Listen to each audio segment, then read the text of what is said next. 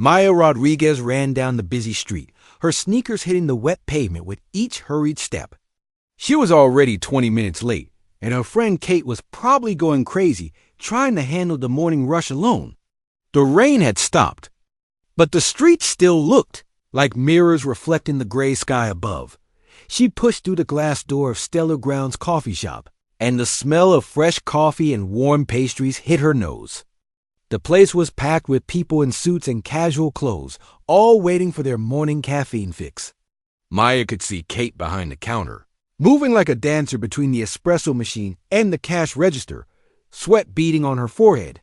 "Maya, thank God you're here," Kate called out without looking up from the steaming cup she was preparing. "I've been drowning since 7 this morning." Maya quickly tied her apron around her waist and washed her hands. She had worked at the downtown location of Stellar Grounds for 6 months, but this was her first time at the uptown branch. Everything looked similar, but the machines were in different places, and she felt like a tourist in her own job. "Where's the medium cups?" Maya asked, scanning the shelves behind the counter. "Second shelf, blue stack," Kate replied, handing a latte to a woman in a business suit. "And the espresso beans are in the silver container, not the black one like downtown." Maya nodded and jumped into action.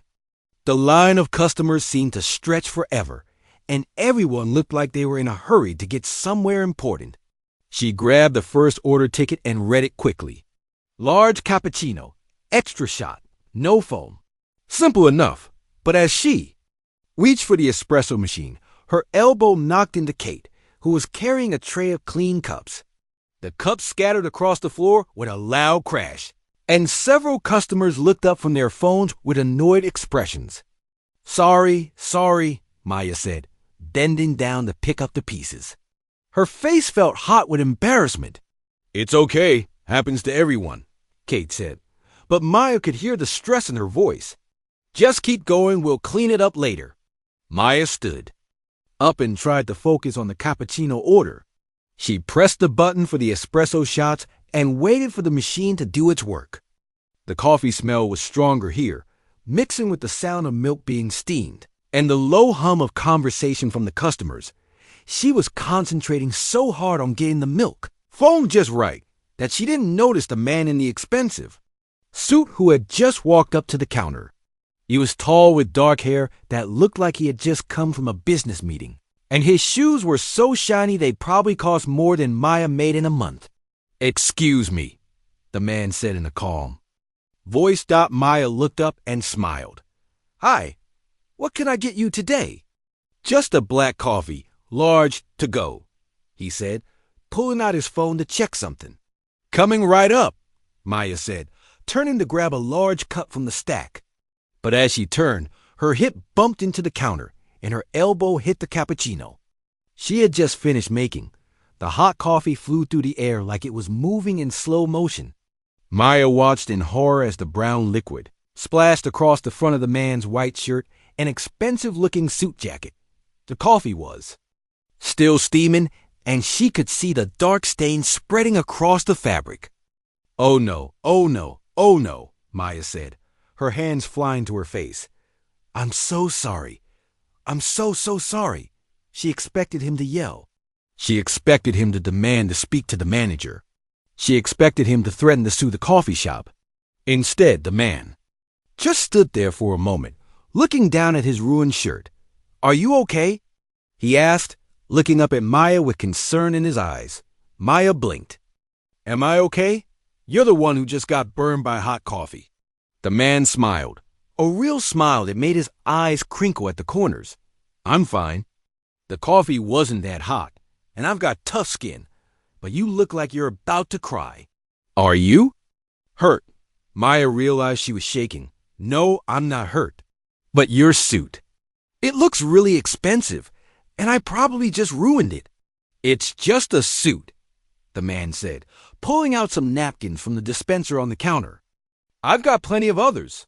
Maya grabbed a towel from behind the counter and tried to help him clean up the mess. "Please let me pay for the dry cleaning, or I can buy you a new shirt. I feel terrible about this." The man gently took the towel from her hands, Really, it's okay. These things happen. I should have been watching where I was standing. No, it's my fault, Maya insisted. I'm new here, and I'm clumsy, and I've been running late all morning. This is exactly the kind of thing I do. Kate appeared beside Maya with a mop and bucket. Sir, I'm so sorry about this. Maya's covering for someone today, and she's still learning the layout here. Please, let us pay for the cleaning. The man shook his head. I appreciate the offer, but it's really not necessary.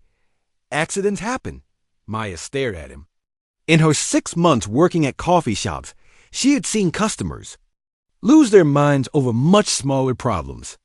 She had watched people scream at her coworkers for getting their order wrong, or for taking too long, or for not having the right kind of milk. And here was this man, who looked like he probably had important meetings to attend, being nicer to her than she was being to herself. At least let me make you that black coffee, Maya said. On the house? I'd like that, the man said. But I insist on paying for it. Maya made the coffee carefully this time, double-checking that everything was secure before she moved. When she handed him the cup, their fingers touched briefly, and she noticed his hands were warm and steady. Thank you, he said, leaving a $5 tip in the jar even though the coffee only cost $2. Thank you for being so nice about everything, Maya said. Most people would have been really angry. The man paused at the door and looked back at her. Most people have bad days sometimes. Doesn't mean they're bad people. And then he was gone, disappearing into the crowd of people walking down the busy street. Maya watched him through the window until she couldn't see him anymore. Wow, Kate said, appearing beside her with a fresh towel. That could have been so much worse. Yeah, Maya said, but she was still thinking about the man's kind eyes, and the way he had been more worried about her feelings than his expensive suit. She had no idea that the man she had just met was Alex Carter, the CEO of one of the biggest companies in the country. She had no idea that he was currently in charge of the most important project in human history. And she definitely had no idea that her simple act of genuine concern for a stranger would soon change everything for both of them and for the entire world. 3 days had passed since the coffee incident, and Maya had almost forgotten about the kind man in the expensive suit. Almost. Every time she made a black coffee, she remembered his calm voice and the way he had smiled at her even with coffee dripping down his shirt. Maya was working her regular shift at the downtown Stella grounds when she noticed them. 2 people in dark suits sitting at the corner table, nursing the same cups of coffee for over an hour. The woman had short blonde hair and kept looking at Maya over the top of her laptop screen. The man beside her was writing notes in a small notebook, old-fashioned style, like he didn't trust computers. At first, Maya thought they might be health inspectors or corporate executives checking on the store. But health inspectors usually wore casual clothes and asked to see the kitchen right away. These people just sat and watched. Kate, Maya whispered when her friend came in for the afternoon shift. Do you see those 2 people in the corner? They've been here since I started my shift at 10 this morning. Kate looked over casually while wiping down the counter. Yeah, I noticed them yesterday too. Different people, but same weird vibe. They ordered 1 coffee each and sat there for hours. Yesterday? Maya felt a strange chill run down her spine. What did they look like? A guy with gray hair and a woman with red hair. Both in suits. They kept looking at you when you weren't paying attention. Maya's hand started to shake as she prepared the next customer's order. Why would anyone be watching me? I'm nobody special. Maybe they're corporate spies, Kate said with a grin. Maybe they heard about your amazing coffee skills and want to steal you away to work for some fancy company. But Maya didn't think it was funny. She had grown up in a neighborhood where people learned to notice when they were being watched. Her mother had always told her to trust her instincts, and right now her instincts were screaming that something was wrong. The next customer in line was a regular, Mr. Johnson, who came in every day at 2:30 for his afternoon coffee. The usual? Maya asked, trying to keep her voice normal. You know it, Mr. Johnson said. Large coffee, 2 sugars, splash of cream. You look nervous today, Maya. Everything okay? Just tired, Maya lied, but she was grateful that someone had noticed. It made her feel less crazy about the whole situation. As she handed Mr. Johnson his coffee, she saw the blonde woman in the corner stand up and walk toward the counter. Maya's heart started beating faster. Excuse me, the woman said in a professional voice. I was wondering if I could ask you a few questions. Maya looked around for Kate, but she was in the back room getting more coffee beans. Questions about what? The woman smiled, but it didn't reach her eyes. About your work here. How long have you been employed at Stellar Grounds? About 6 months, Maya said slowly. Why? And do you enjoy working here? Do you find the customers generally pleasant? Maya stared at the woman. Are you from corporate? Because if you are, I can get my manager. No, not from corporate, the woman said. I'm conducting a survey about customer service in the area. Can you tell me about any unusual incidents you might have had with customers recently? Maya's mouth went dry. The coffee incident. They knew about the coffee incident. But how? And why did they care? I don't know what you mean, Maya said. But her voice came out too high and shaky. The woman's partner had joined them now, standing slightly behind Maya like he was blocking her escape route. Maya felt trapped between the counter and these two. Strangers who were asking strange questions. Perhaps you remember spilling coffee on a customer a few days ago, the man said. His voice was deeper than his partner's, more intimidating. Maya's hands gripped the edge of the counter. That was an accident. The customer said it was fine. He was really nice about it. Yes, we know, the woman said. We're curious about your reaction to the situation. You seem quite concerned about the customer's well-being. Of course I was concerned, Maya said, her voice getting stronger. I spilled hot coffee on him. Any normal person would be concerned. The two investigators exchanged a look that Maya didn't like. Most people in your position would have been more worried about losing their job or getting in trouble with their boss, the man said. But according to witnesses, you seemed genuinely worried about whether the customer was hurt. Maya felt anger rising in her chest. What kind of person wouldn't be worried about hurting someone? What is this really about? Before either of them could answer, Kate came back from the storage room carrying a bag of coffee beans. She took one look at the situation and immediately stepped between Maya and the strangers.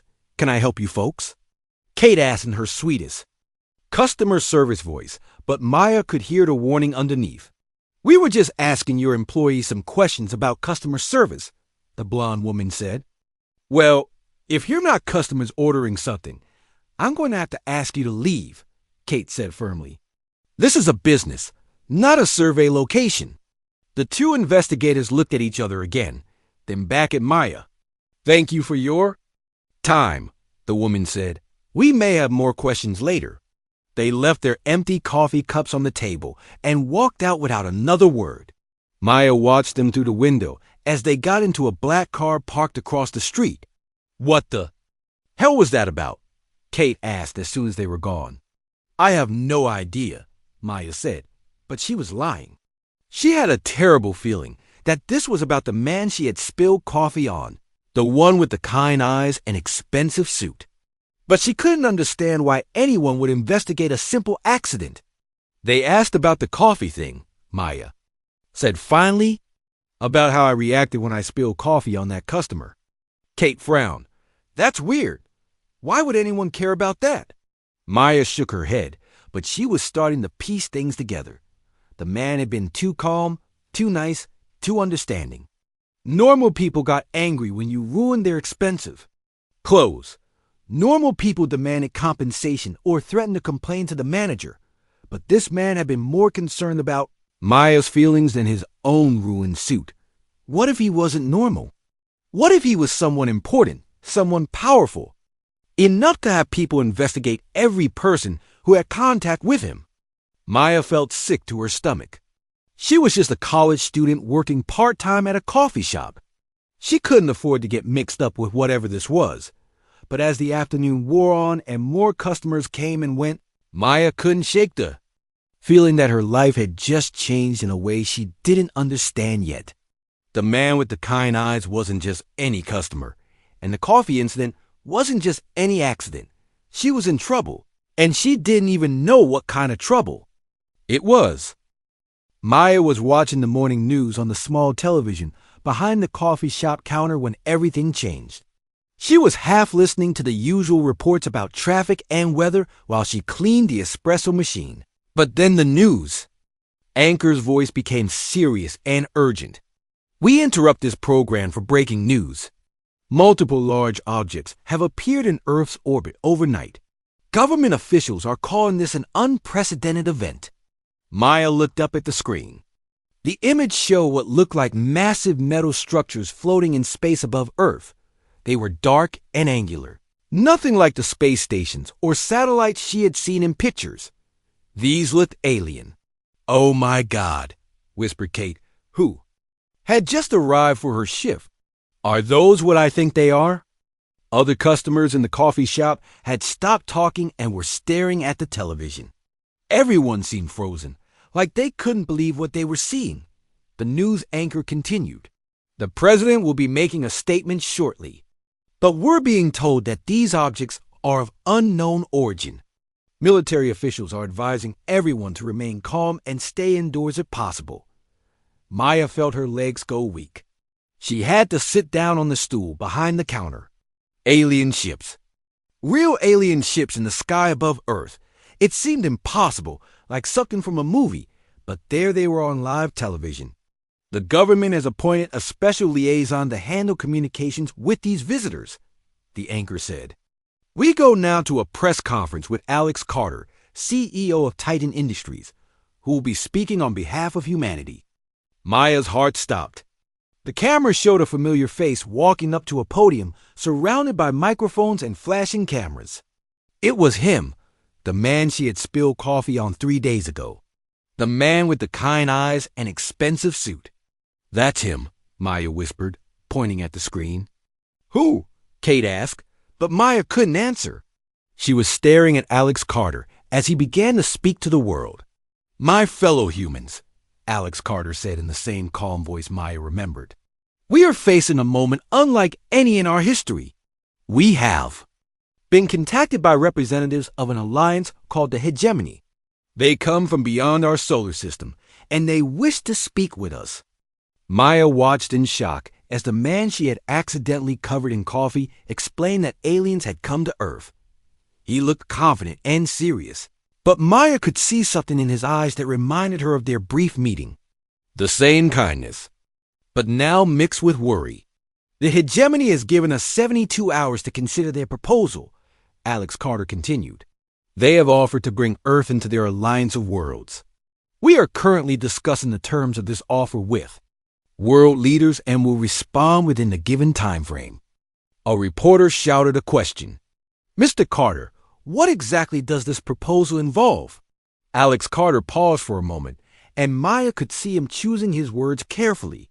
"The Hegemony believes that joining their alliance will bring Earth advance, technology, and protection. However, this would also mean accepting their authority and following their rules. This is not a decision we can make lightly." Maya felt sick to her stomach. She understood what he wasn't saying directly. The aliens weren't really making an offer. They were giving humanity an ultimatum: join us or face the consequences. "We will be consulting with representatives from all nations and all walks of life," Alex Carter said. "This decision affects every person on Earth, and we want to make sure every voice is heard." The press conference continued, but Maya had stopped listening. She was trying to process the fact that the nice man she had met at the coffee shop was now literally speaking for all of humanity. She had spilled coffee on the person who was supposed to save the world. "Maya, are you okay?" Kate asked. "You look like you're going to throw up." "I know him," Maya said quietly. "The man on TV. He's the one I spilled coffee on." Kate stared at her. "What do you mean you know him? That's Alex Carter." He's like one of the most powerful people in the country. He came in here 3 days ago, Maya said. He ordered a black coffee, and I spilled a whole cappuccino on his suit. He was so nice about it. He was more worried about my feelings than his ruined clothes. Kate grabbed Maya's arm. Are you serious? You spilled coffee on the guy who's now in charge of first contact with aliens? Maya nodded, feeling dizzy. Now? She understood why those investigators had been asking questions about her reaction to the incident. They weren't investigating a simple accident. They were studying how she had interacted with one of the most important people on the planet. The television showed footage of the alien ships again. They looked even more massive and threatening than before. Maya tried to imagine what kind of beings could build something so huge and powerful. The hegemony commander will be arriving on Earth tomorrow for direct negotiations, Alex Carter was saying. We ask everyone to remain calm and trust that we are doing everything possible to ensure the best outcome for humanity. A customer at one of the tables called out to Maya. Excuse me, could you turn the volume up? This is important. Maya reached for the remote, but her hands were shaking so badly she could barely hold it. The reality of the situation was starting to sink in. Aliens had come to Earth, and they wanted humanity to surrender. The only person standing between Earth and possible invasion was the man she had accidentally assaulted with hot coffee. "Do you think they're going to hurt us?" asked an elderly woman who had been quietly drinking her tea in the corner. "I don't know," Maya said honestly. "But if anyone can handle this, it's probably him." She pointed at Alex Carter on the screen. Kate looked at Maya strangely. "Why do you say that?" Maya thought about the way Alex Carter had reacted to having coffee spilled on him. He could have been angry. He could have demanded compensation or made a scene. Instead, he had been kind and understanding. He had been more concerned about Maya's well-being than his own inconvenience. Because he's a good person, Maya said. When I spilled coffee on him, he didn't get mad. He didn't yell or demand anything. He just wanted to make sure I was okay. That's the kind of person you want representing humanity to aliens. The news switched to footage of people around the world reacting to the news. Some were panicking, some were celebrating, and some were praying. Everyone was scared and confused and looking for someone to tell them what to do. Maya realized that Alex Carter had probably been preparing for this moment when she met him. He had been carrying the weight of knowing that aliens were coming, that humanity's future was uncertain, and that he would be responsible for negotiating with beings from another world. And despite all that pressure, he had still taken the time to be kind to a clumsy coffee shop worker who had ruined his suit.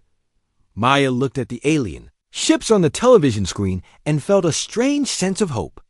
If humanity was going to survive this, they would need someone who understood that being powerful didn't mean being cruel. They would need someone who knew that strength came from kindness, not from fear. They would need Alex Carter, the man who had smiled at her even with coffee dripping down his shirt. Maya was serving her third cup of coffee to the same nervous customer when the bell above the coffee shop door chimed. She looked up and nearly dropped the cup. Alex Carter walked in, looking tired but determined. He was wearing a simple gray suit instead of his usual expensive one, and his hair looked like he had been running his hands through it. The other customers in the shop immediately recognized him from the news. Whispers started spreading through the room like wildfire. Some people pulled out their phones to take pictures, but Alex held up his hand in a gentle gesture that somehow made everyone stop. "I'm sorry to interrupt your morning," Alex said to the room. "I just need to speak with Maya for a few minutes." Maya felt her face turn red. Everyone in the coffee shop was staring at her now. She could see Kate behind the counter with her mouth hanging open. "Maya," Alex said, walking up to the counter, "could we talk privately? It's important." Maya's voice came out as a squeak. Sure. Kate, can you cover for me?" Kate nodded, still staring at Alex like he was a movie star.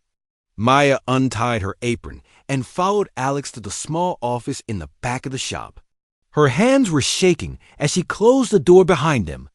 "Before you say anything," Maya said quickly, "I'm really Sorry about the coffee thing. I know you're important now, and I probably got you in trouble. And those people have been asking questions about me, and I don't know what I did wrong, but I'm sorry." Alex held up his hand with a small smile. "Maya, slow down. You're not in trouble. Actually, I'm here because I need your help." Maya blinked. "My help? With what?" Alex sat down in the chair, across from the small desk. He looked exhausted, like he hadn't slept in days. "Can I ask you something? When you spilled coffee on me, why were you so worried about whether I was hurt?" Maya frowned. "What do you mean, why?" "You could have been burned. Hot coffee hurts." "But you didn't know me," Alex said. "I was just some stranger in an expensive suit. You could have just apologized and moved on. Instead, you seemed genuinely concerned about my well-being." "Why?" Maya stared at him. "Because that's what normal people do. When you accidentally hurt someone, you care about whether they're okay. That's just basic human decency." Alex leaned forward. "That's exactly what I was hoping you'd say." "I don't understand," Maya said. "What does this have to do with the aliens?" Alex was quiet for a moment, like he was trying to figure out how to explain something complicated. "Maya, the aliens who came to Earth, they're called the hegemony. They've conquered dozens of other worlds, and they have a very specific strategy. They study each species they encounter, looking for weaknesses they can exploit." Maya felt cold. "What kind of weaknesses?" "Fear, greed, selfishness, the desire for power," Alex said. "They find the worst parts of a species' nature and use those against them. They make deals with corrupt leaders, they promise wealth to the greedy, they threaten the cowardly. It's worked on every world they've visited. But not on us?" Maya asked. Alex shook his head. "That's what I'm hoping. You see, the hegemony has been studying humanity for months, and they think they understand us. They think we're just like every other species they've conquered. Selfish, predictable, easy to control." Maya was starting to understand. "But we're not." "No, we're not," Alex said. "At least, I don't think we are." "And that's where you come in," Maya laughed nervously. "I'm just a college student who works part-time at a coffee shop. What could I possibly do to help with aliens?" Alex smiled, and Maya saw the same kindness in his eyes that she remembered from their first meeting. "You represent something the hegemony doesn't understand. When you spilled coffee on me, your first thought wasn't about getting in trouble or losing your job. Your first thought was about whether I was hurt. That's not the reaction of a selfish species. So what are you asking me to do?" Alex leaned back in his chair. "I'm putting together a group of ordinary people to help me show the hegemony what humanity's really like. Not politicians or business leaders or military officers, but regular people who do extraordinary things every day without thinking about it." Maya felt overwhelmed. "I don't do extraordinary things. I make coffee and go to college." "You show kindness to a complete stranger," Alex said. "In a world where that stranger could have sued you or gotten you fired, you chose to care about his well-being instead of protecting yourself. That's more extraordinary than you realize. What would I have to do?" Alex pulled out a tablet and showed Maya some documents. "The hegemony commander is coming to Earth tomorrow for final negotiations. Instead of meeting in some government building or military base, I want to show him real human life. Hospitals where people donate organs to strangers. Schools where teachers spend their own money to help students. Coffee shops where employees care about customers they've never met before." Maya looked at the tablet screen. There were photos of people from all over the world. A doctor in Nigeria who had given up a high-paying job to work in a refugee camp. A teacher in Brazil who tutored children for free after school. A construction worker in Japan who had jumped into a river to save a drowning stranger. "These people have all agreed to help," Alex said. "They're going to show the hegemony that humans are capable of choosing kindness over self-interest, even when it costs them something." "And you want me to be part of this?" Alex nodded. "I want you to be yourself. I want you to show the hegemony commander the same concern you showed me when you thought you had hurt me. I want them to see that humanity's strength isn't our technology or our weapons. It's our ability to care about each other. Maya felt scared and excited at the same time. What if it doesn't work? What if they don't care about human kindness? Alex was quiet for a long moment. Then we'll have to find another way. But Maya, I've been studying the hegemony for months, and I think their biggest weakness is that they can't understand species that don't act purely out of self-interest. They've never encountered a world where people regularly sacrifice for strangers. When do we start? Tomorrow morning, Alex said. The commander will be visiting various locations around the city. I want you to be at the coffee shop, doing exactly what you do every day. Just be yourself. Maya nodded, though her heart was beating fast. Can I ask you something? Of course. When you came in here that first day, did you know the aliens were coming? Alex smiled sadly. Yes, I've been preparing for first contact for weeks. I was stressed, exhausted, and carrying the weight of knowing that humanity's future was uncertain. But you were still nice to me when I spilled coffee on you. Maya, Alex said, standing up to leave, that's exactly why I think we're going to win. As Alex left the coffee shop, Maya realized that her simple act of kindness to a stranger had somehow become part of humanity's plan to avoid conquest by aliens. She was terrified, but she was also proud to be human. Tomorrow, she would serve coffee to beings from another world, and she would show them what it meant to be part of a species that chose compassion over selfishness. She just hoped it would be enough. Maya arrived at work 2 hours early the next morning. She couldn't sleep anyway, knowing that aliens would be visiting Earth today. Alex Carter had called her the night before to confirm that the hegemony commander would stop by the coffee shop. Around noon, as part of his tour of human society, the streets outside were busier than usual. News trucks were parked on every corner, and people kept looking up at the sky where the alien ship still hung like dark clouds. Maya could see the fear in people's faces, but also something else. Curiosity, hope, the same mix of emotions she felt in her own chest. Kate arrived early too, along with their manager, Mr. Brooks, who looked like he hadn't slept in a week. Maya, he said, I still can't believe you know Alex Carter personally. This is the biggest thing that's ever happened to our little coffee shop. It's the biggest thing that's ever happened to the planet, Kate corrected him. Maya tried to focus on normal tasks like restocking the cups and checking the espresso machine, but her hands kept shaking. She kept thinking about what Alex had told her. Just be yourself. Show them kindness. It sounded so simple, but the fate of humanity might depend on it. At 11:30, black cars started pulling up outside. Maya watched through the window as men and women in suits stepped out and began setting up some kind of security perimeter. Then Alex Carter emerged from one of the cars, followed by several people she didn't recognize. But it was the last figure that made Maya's breath catch in. Her throat. The alien was tall, maybe 7 feet, with pale blue skin and forearms.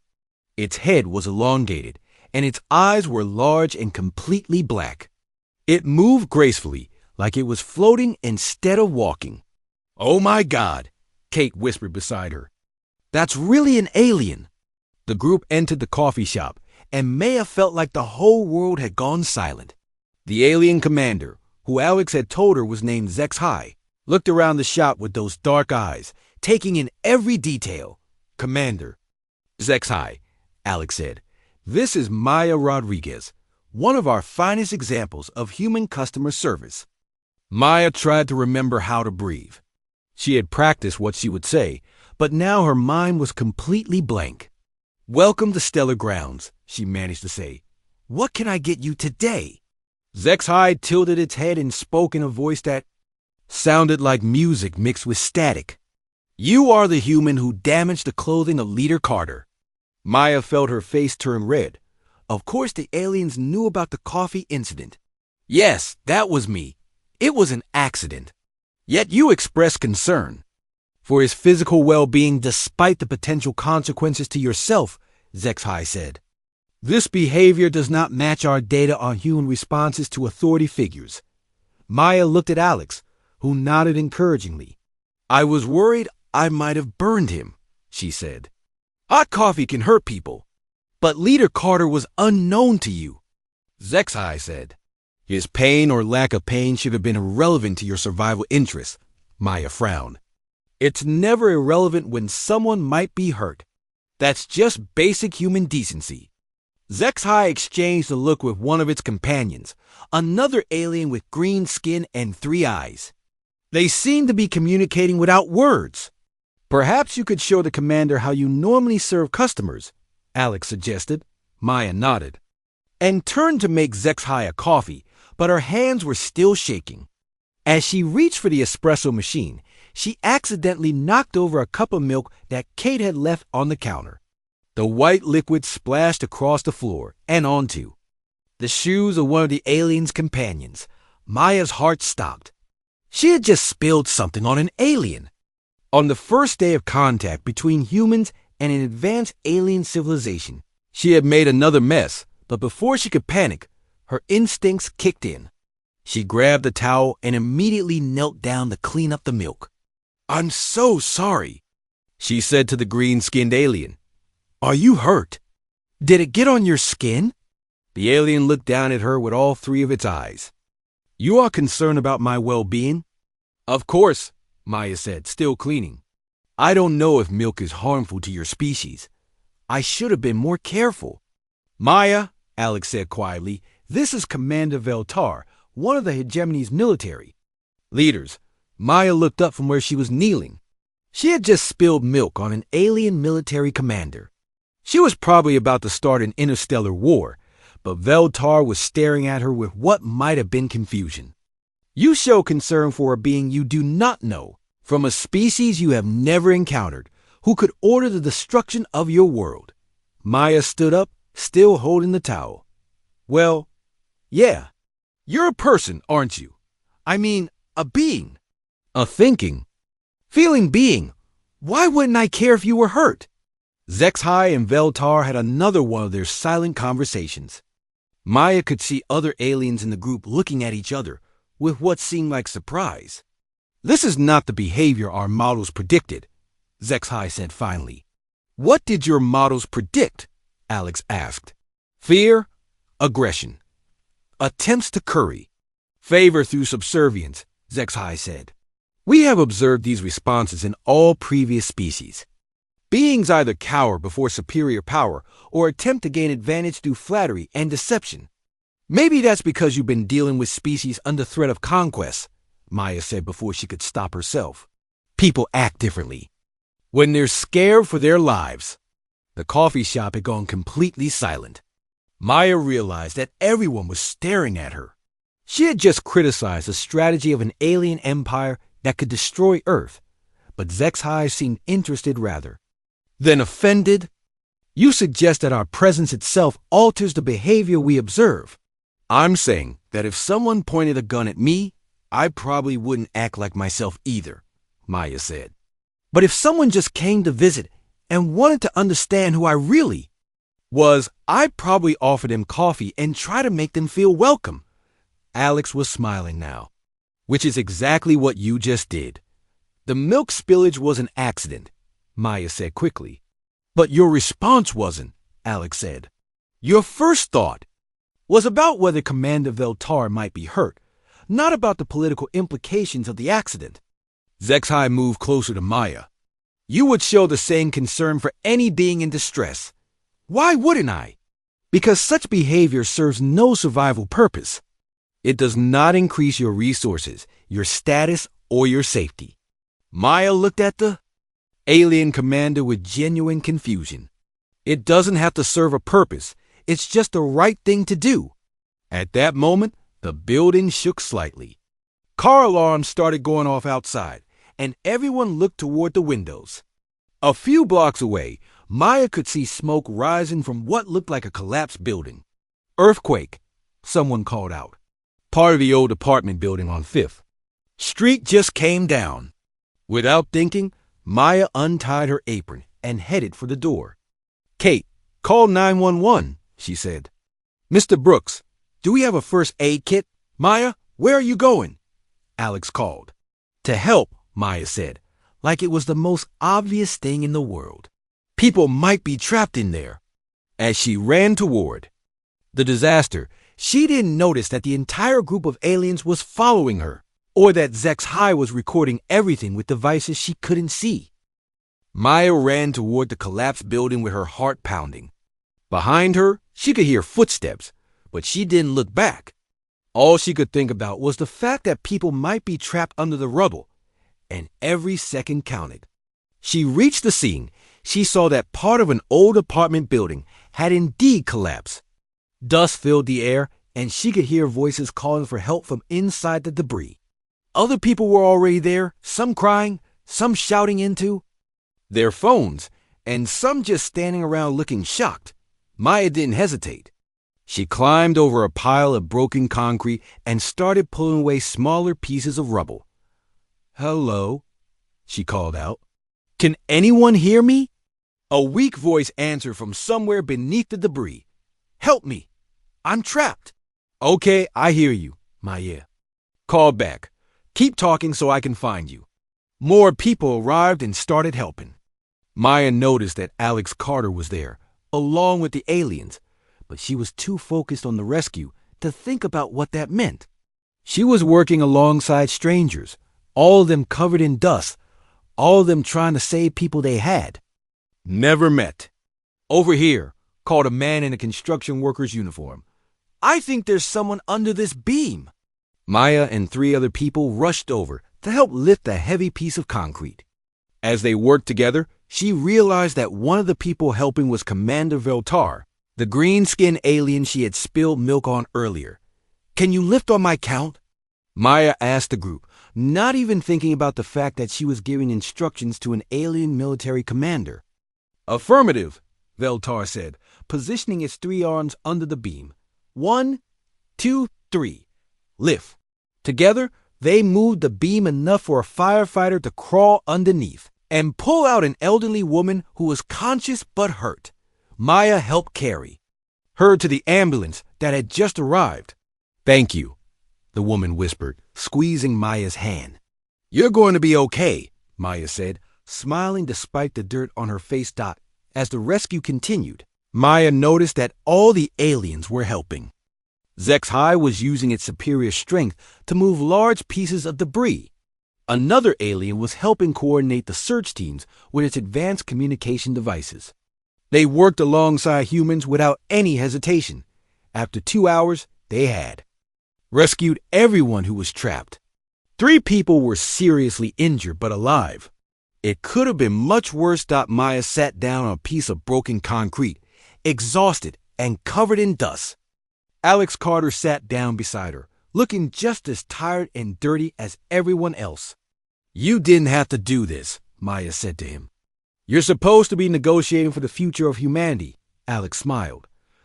"I think this was part of the negotiation." Maya looked around and saw Zex High approaching them. The alien commander looked different somehow, less formal and intimidating than before. "Human Maya," Zex High said, "I must ask you a question." "Sure," Maya said, too tired to be nervous anymore. "You risked your safety to help beings you do not know. You instructed superior beings to follow your leadership in this rescue. You showed no concern for your own status or survival. Why?" Maya looked at Zex High with genuine confusion. "Because people needed help. What else was I supposed to do? In our experience, most beings would have waited for authority figures to take control. They would have prioritized their own safety. They would have calculated the potential costs and benefits before acting." "That would have taken too long," Maya said. "People were trapped. Every minute we waited could have meant someone died." Zex High was quiet for a long moment.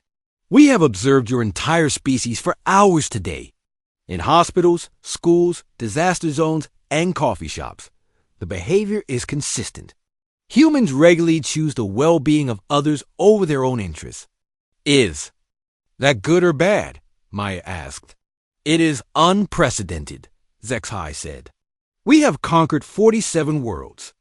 Never have we encountered a species that consistently displays what you call compassion towards strangers. Alex Carter leaned forward. What does that mean for us? Zexhai looked at both of them. Then, at the rescue scene, where humans and aliens were still working together to clear the debris, it means our conquest model does not apply to your species. Your conquest model? Maya asked.